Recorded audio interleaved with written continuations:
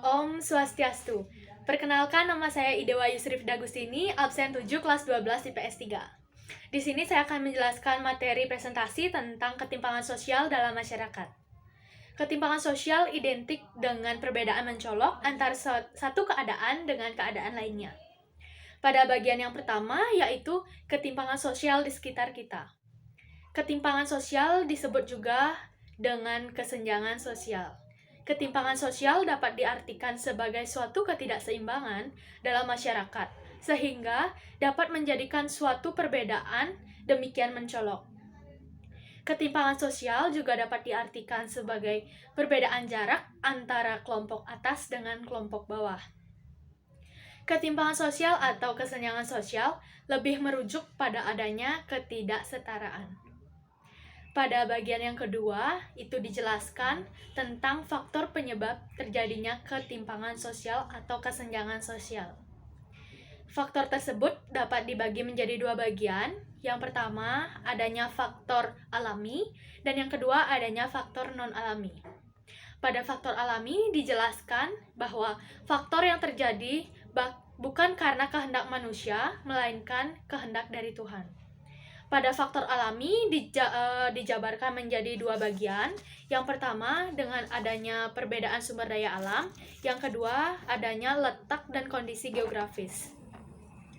Pada perbedaan sumber daya alam dijelaskan bahwa perbedaan kondisi desa dan kota menunjukkan bahwa sumber daya di setiap daerah berbeda, yang mengakibatkan ketimpangan sangat berpengaruh pada bidang sektor ekonomi.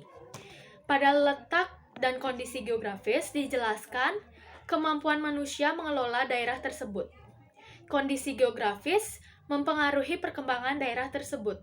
Daerah desa dan kota mengalami ketimpangan karena dapat dilihat dari perkembangannya, karena adanya kemudahan akses faktor modernisasi yang masuk pada daerah perkotaan. Pada faktor yang kedua, yaitu adanya faktor non-alami.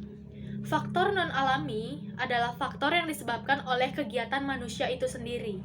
Artinya, manusia turut andil dalam menyebabkan dan menciptakan ketimpangan sosial. Pada faktor non-alami dijabarkan 4 bagian. Yang pertama yaitu pengaruh globalisasi. Yang kedua, yaitu adanya kebijakan-kebijakan dari pemerintah. Yang ketiga, yaitu faktor internal individu. Yang keempat, atau yang terakhir, yaitu perbedaan kondisi demografis. Di sini saya akan menjabarkan satu persatu bagian dari faktor non-alami. Yang pertama, yaitu pengaruh globalisasi. Globalisasi mempengaruhi pertukaran informasi secara cepat, sehingga menjadi suatu ketimpangan sosial pada daerah-daerah yang masih belum bisa menerima pengaruh globalisasi yang masuk. Yang kedua yaitu kebijakan-kebijakan pemerintah. Kebijakan pemerintah sangat mempengaruhi kehidupan masyarakat.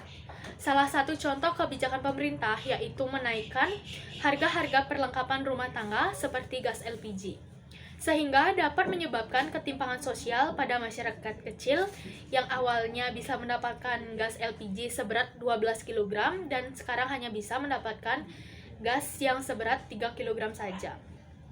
Yang ketiga yaitu faktor internal individu. Faktor pendorong munculnya ketimpangan sosial yang berasal dari diri sendiri. Ada pribadi yang memiliki kepribadian positif dan ada pula yang memiliki kepribadian secara negatif. Yang keempat yaitu perbedaan kondisi demografis. Menunjukkan tingkat pertumbuhan dan struktur kependudukan pada tingkat pendidikan, tingkat kesehatan yang menyebabkan terjadinya ketimpangan sosial. Sekian materi presentasi dari saya. Apabila ada salah kata, mohon dimaafkan. Akhir kata, saya tutup dengan Parama Santi. Om Santi Santi Santi Om.